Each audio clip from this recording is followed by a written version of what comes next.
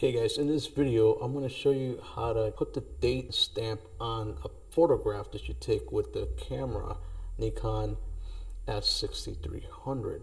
Now how do you do that? How do you add a timestamp, a date and time? So the first thing you want to do is you want to turn it on. You're going to make sure that your clock is already set. If it's not set, you can just access it via the menu here, and you can just go to your settings.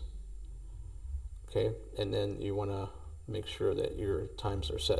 Now I already did my times, they're already set. So the way you add a time and date, because right now if you take a photograph, there's no timestamp anywhere. We want to put that on there. So the way we're going to do that, on the sidebar we're going to go to the wrench looking thing and you're going to press OK. This menu, you're going to go here, see where it says print date. It's usually turned off by default, so we're going to click OK. And once we're in here, we can choose either date or time, or just the date. It's up to you. Just for the example here, we're going to use date and time. Now we're going to exit out of that menu by pressing menu.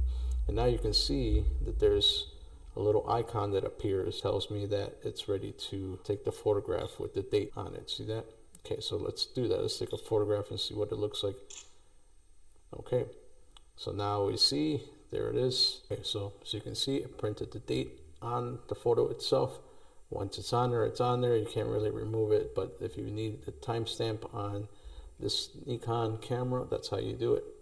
All right, if you found the tutorial useful, give me a thumbs up and help me out. Give it a like. All right, I'll see you in the next one.